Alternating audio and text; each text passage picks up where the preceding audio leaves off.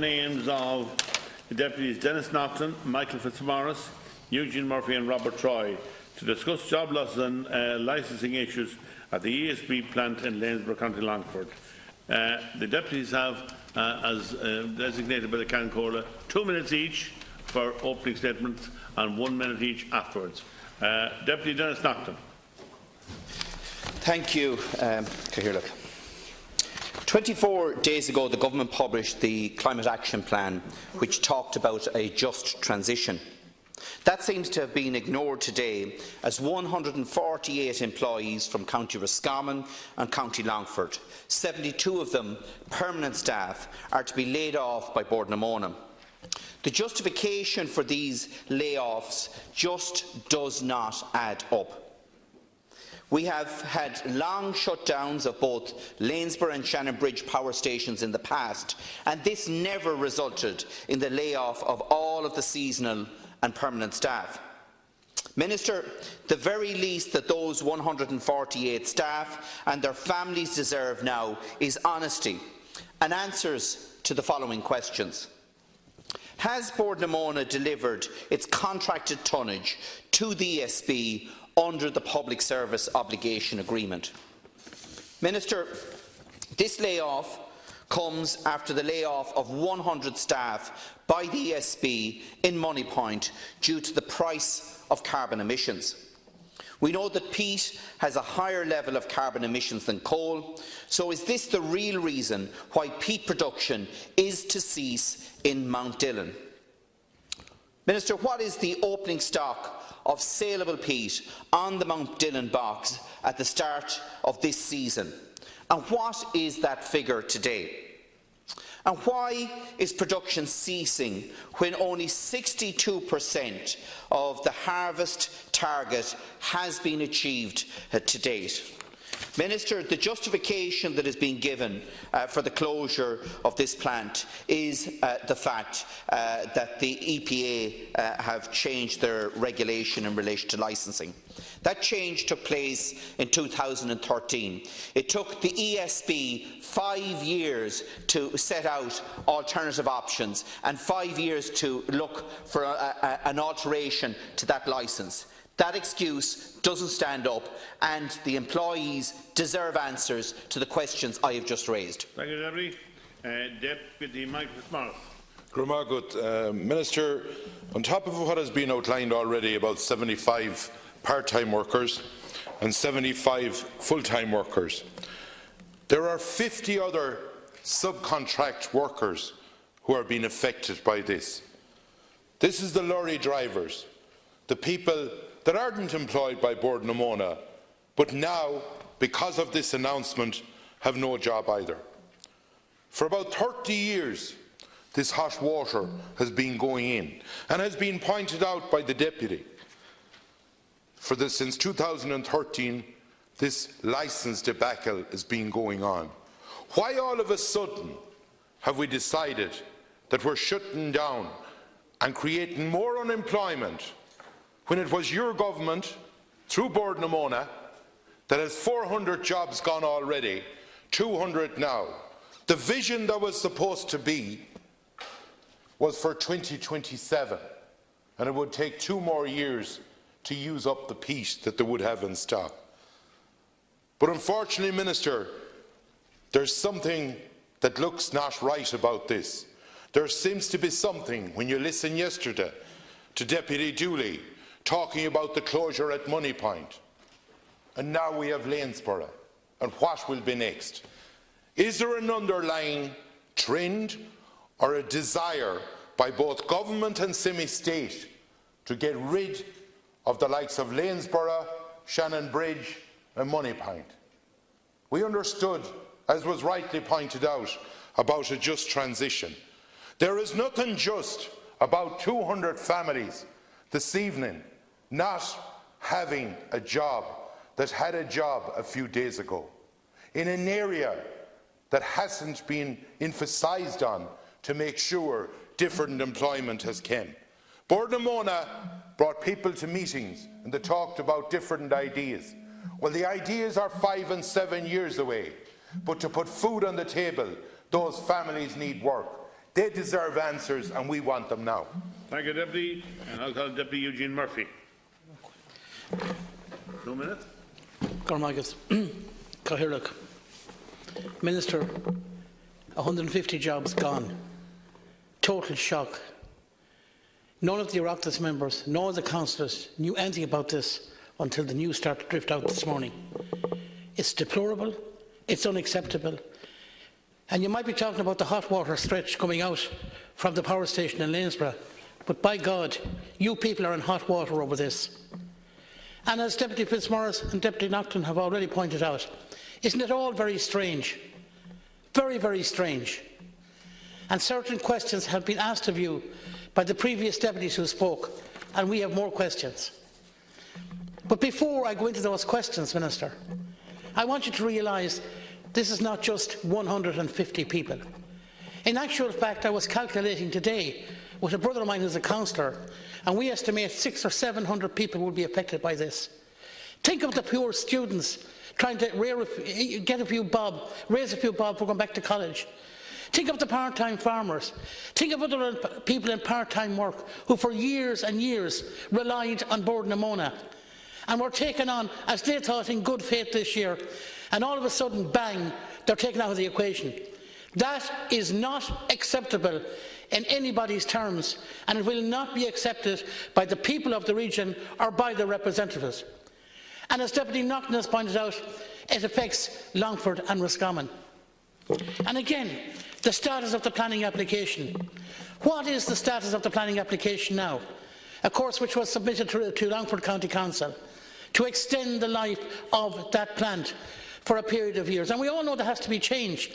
But the change can only come over a period of years with cooperation and with the assistance of the people, and we all working on this together.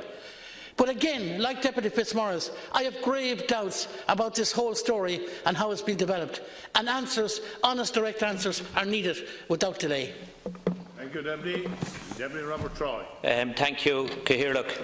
Well, Minister, the decision this morning to lay off 148 people has had a devastating impact on obviously the people who are laid off, their families, the community of Lanesboro and much further afield. And to my mind, the state bodies comprising of the ESB, EPA and Bord na Móna have been negligent in their attitude in dealing with these employees. They have failed them. They have failed loyal employees who have worked hard for this state, many of them for generations. Minister, the ESB was first made aware of the change to the regulations in relation to the water discharge back in 2013. Why have they only recently submitted an application to the Planning Authority? Can you confirm, was that application withdrawn and had it to be resubmitted because the first one was not of good enough quality? The employees were promised, and we know there has to be change, but the employees were promised, as some of the previous speakers said, a just transition towards 2027. This is far from a just transition, and there is a fear that there is a sinister attempt to use the EPA to close this down now. And the people want the truth. The people deserve the truth. What is the bigger picture for this plant, for these employees into the future? Can I ask, Minister, when were you made aware of this decision? What have you done to date to try and prevent this decision becoming a reality?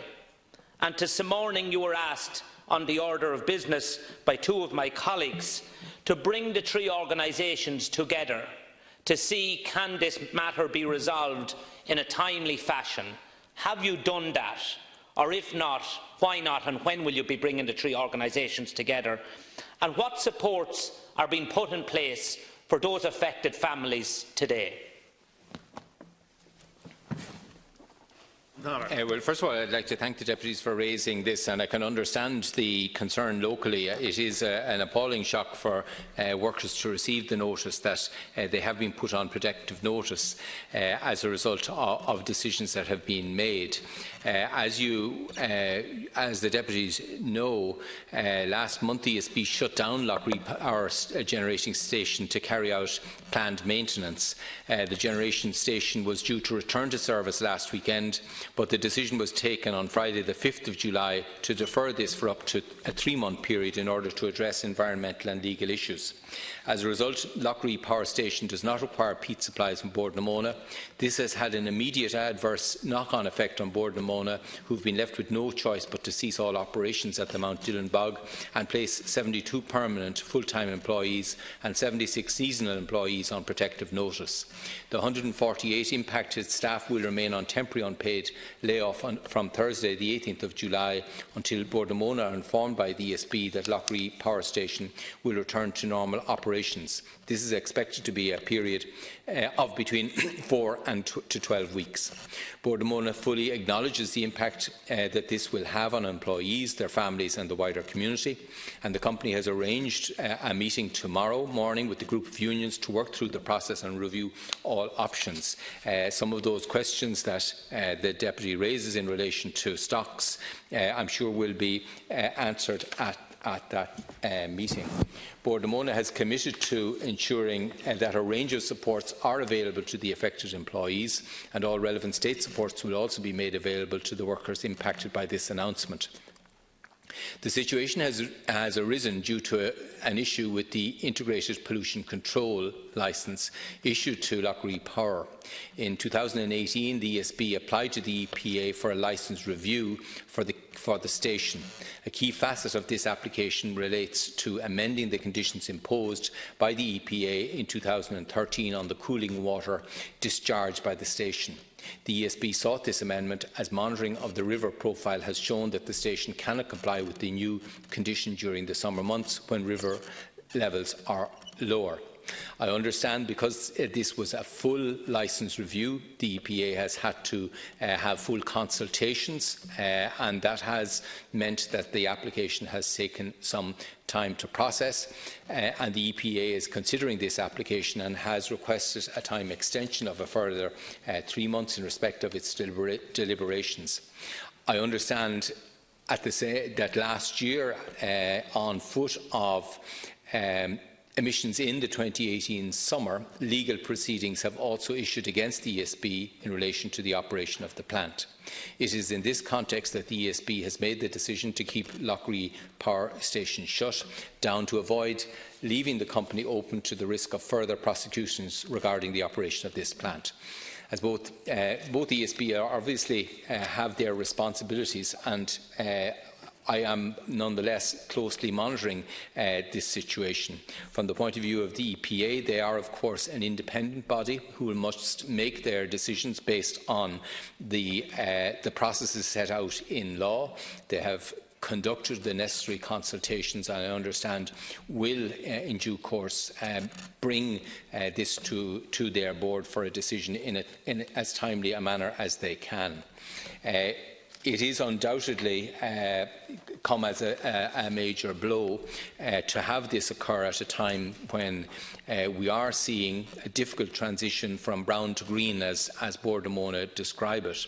They are undertaking, and I think it is acknowledged, they are undertaking very significant efforts to diversify and to find new opportunities. And as recent as last week, I was pleased to open one of those operations.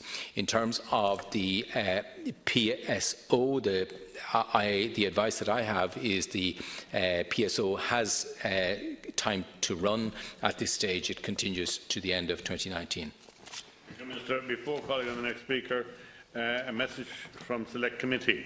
Select Committee on Finance, Public Expenditure and Reform and the Taoiseach has completed its consideration of the Consumer Insurance Complex Bill 2017 and has made amendments thereto. I now call on Deputy Dennis Naughton, 1 minute each. Thank you, Minister.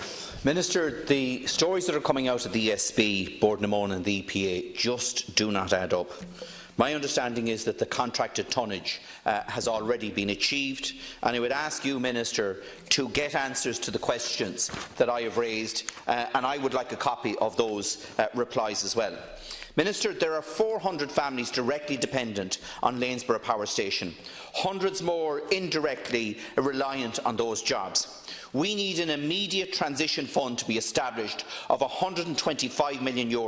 That's 5% of the Climate Action Fund, the Rural Regeneration and Urban Regeneration Funds, ring-fenced to provide alternative jobs for Bordnamona and DSB employees and the communities that are dependent on those jobs. And that must be approved by Cabinet before the end of this month.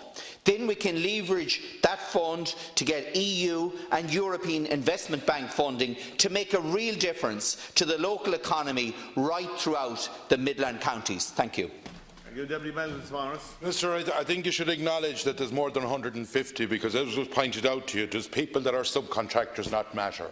This is always the case, that no one thinks about the people in the lorries, the people that supply the lorries, the mechanics, and the people in actually shops which will be affected by this in the surrounding areas.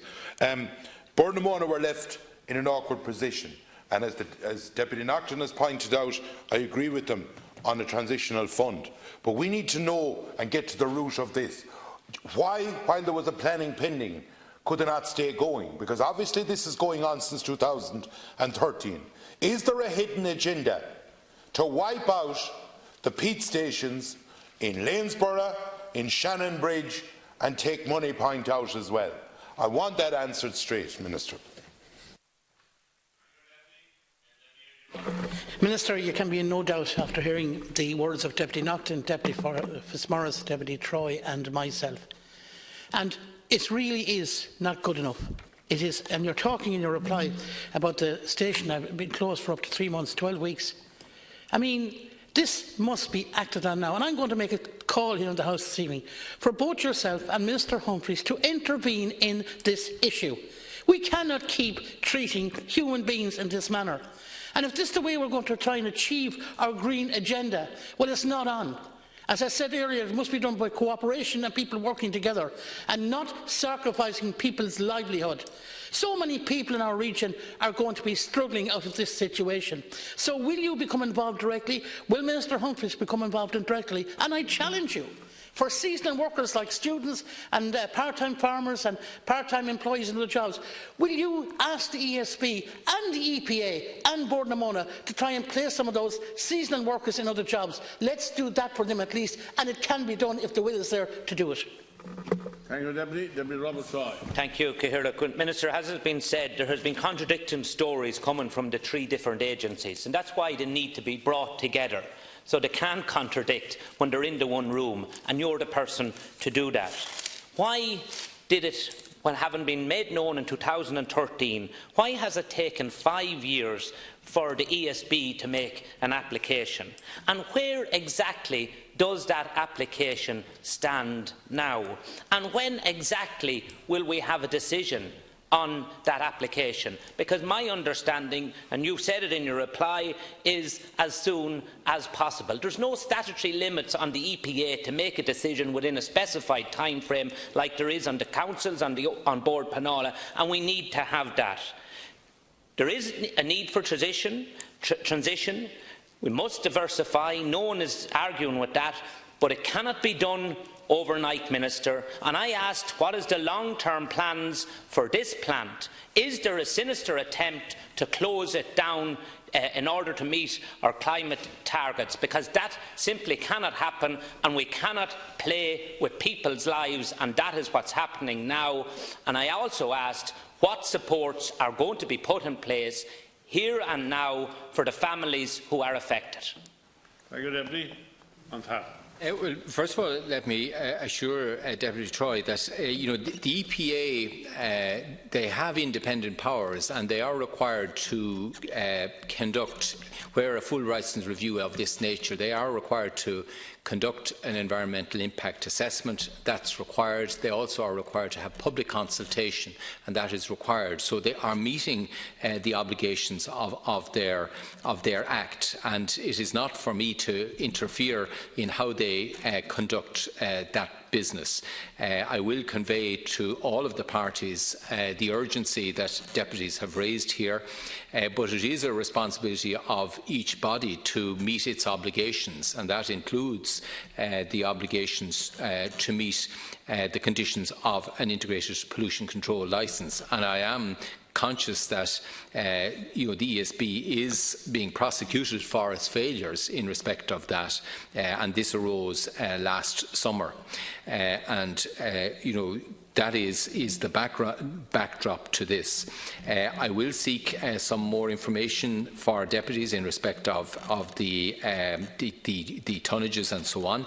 In terms of the just transition, I recognise that this is going to be a challenge for some time, and what we have to make sure we do is that we support workers who are facing change, and that means supporting them in terms of retraining, supporting them if they decide to cease and take an exit, developing the new opportunities.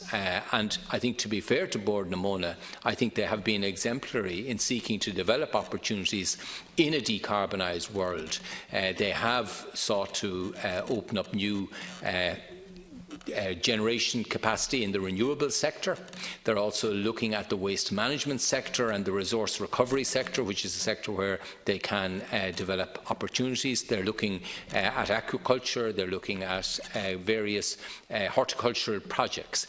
And there is absolutely clear that the regional enterprise strategies are also targeting support to these very opportunities, because they recognise the need to develop those opportunities, and there will be support from funds, both the urban, the rural, the regional enterprise funds, and indeed the Climate Action Fund, in response to proposals that come forward from regions who have been adversely affected, to support viable projects coming forward that will assist. And I think that is the correct way to proceed with this. And as you know, I have sought at EU level to have peace included in the same category as coal, where the EU has set up technical support for regions who are seeking to transit out of coal and are impacted by that transition. So I am proceeding on all of those fronts to develop effective policies to support workers affected by the impact of change that is coming. I can assure you that there is no sinister agenda on my part. We have to make changes, which deputies have recognised, but we are seeking to do that in an orderly way and to support people where they are particularly exposed to the impact of the changes that are coming. Thank you, Minister.